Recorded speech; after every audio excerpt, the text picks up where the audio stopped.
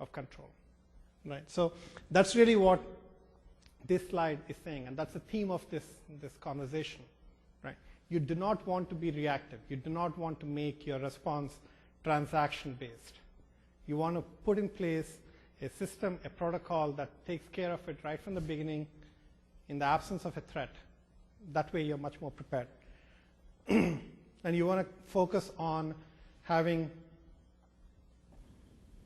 the right defensible use of technologies, of systems, both internal and external to your operation, so that when the court asks you why or how you did something, you are able to explain it, and that way you stay out of trouble, right? So the key word is, what am I doing today, and what should I do differently to have better control of this process? Because what I do in records management, in my retention policy management, in my destruction policy management, matters greatly in controlling the costs and the risks downstream.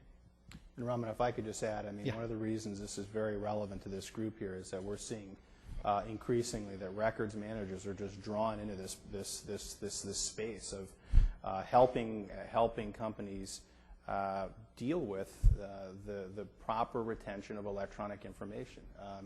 And so it's common, again, it's common to see records managers, being lead players in helping to drive this kind of significant business transformation, again, to just draw down the volumes of electronic records that are out there, just like it happens all the time on the paper side. So, again, I think that's the importance to this audience, is that this is an area, it's an opportunity, if you're not involved in it today, to make a big impact and really help drive down risk, and then again, obviously the costs that are associated with litigation. Yeah. So another phrase that you should take away from this slide is that thing on the last but one line, early case assessment.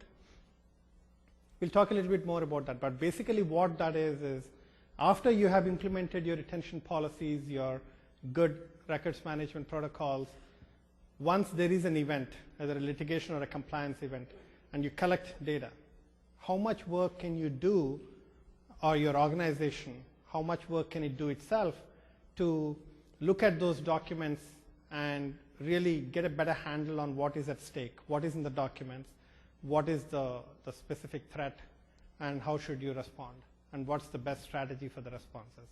It's called the early case assessment. And that plays a key role in your overall response. So we talked about the fact that you need to know what you have, strategy. You need to identify what is a good record, what is a risky record, and how do you ring fence it, and what is a record that's not really useful and that you should destroy at the first available opportunity. And for those records that are risky but that are part of a litigation event, you need to have a good legal hold protocol so that that document is not being destroyed inadvertently, because that can put you at a tremendous legal risk, because the court is not going to take kindly the fact that you deleted something that the other party could have used against you. Lawyers, what are you going to do, right? And it all starts with something called an information mapping, right? I'm sure many of you are knee-deep in that process already, or already have a protocol for it, but that's something that's important. You need to have a really good map of where things are within the organization, right? Where your backup tapes are, where your boxes are, what is with the Iron Mountain, or what is off-site, what is on-site, and what is in those documents, and what is in those backup tapes, what's in those backups. So you need to have a really strong information map that you keep current, right? And that's something that Dave's team has had a lot of experience working on in all of their field engagements, right? It always starts with that, right? And if I could jump in there to your second bullet there on that e-records and management section, I mean, that may be the most important aspect of this, which is to take a risk-based approach to determine priorities. I'll tell you, in my experience, and probably in yours as well, the number one area of risk is email. Email because people use email to communicate extremely informally. Email because people tend to keep email, in essence, forever. and email because it's where the smoking guns absolutely are found in connection with litigation. So that's an area that, along with making sure that you properly manage instant messenger and voice to the extent that those are regulated, depending upon what industry you're in, is an area of intense focus. It's an additional area of intense focus because of end users' behavior to create local archives of PSTs, which is on the Exchange side, or NSF files in the Lotus Notes infrastructure, which are the two dominant technologies that are used for email, as you know. These PSTs are generally found everywhere, meaning on your PC, all over the network, all over backups. It's a real problem. And so what we're seeing companies doing is attacking electronic messaging first.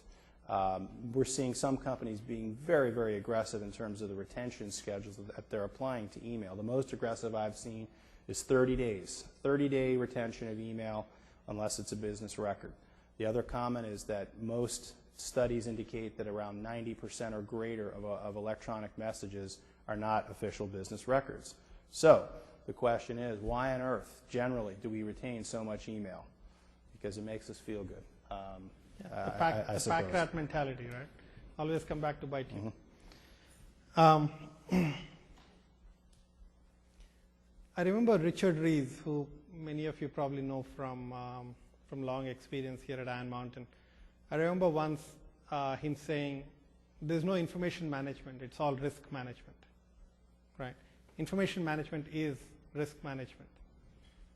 Because you keep so much of it, you have no clue what is in there anyway, right? It's not like you're using it for any good purpose. But what you end up keeping can really drive your risk profile.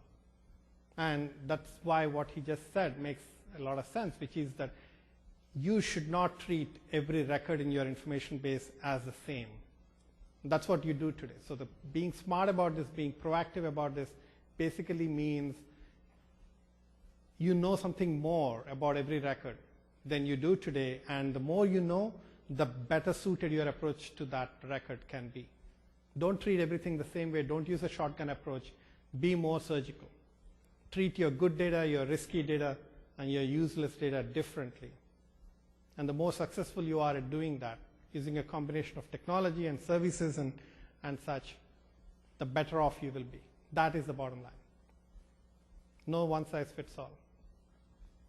So to this end, and given that so much of information is still physical, is still paper, even in this world, Iron Mountain has joined forces with IBM to create something called a unified records management protocol, where you have essentially a single pane of glass view across your physical data and your electronic data, your digital data. And the way it works is from a retention schedule perspective, and we talked about how important that is.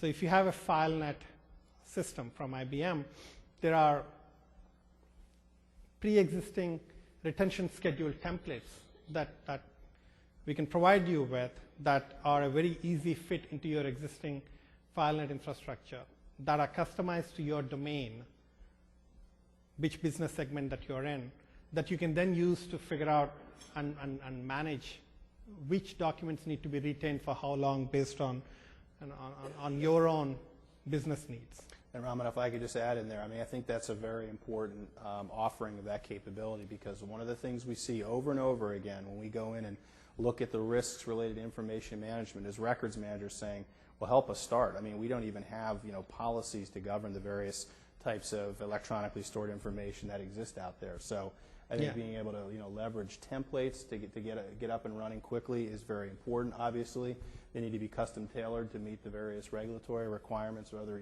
business requirements. But key, and as Bob said, we'll continue to invest in the generation of customization of these kind of templates to make sure that we are catering to the needs that you have. And once you have the retention schedules, then it becomes one of, okay, so when there's an event or when there's a necessity, how do you go collect the documents, right? So with our AccuTrack system, we can give you the ability where you can run your searches, run your your analysis to figure out exactly which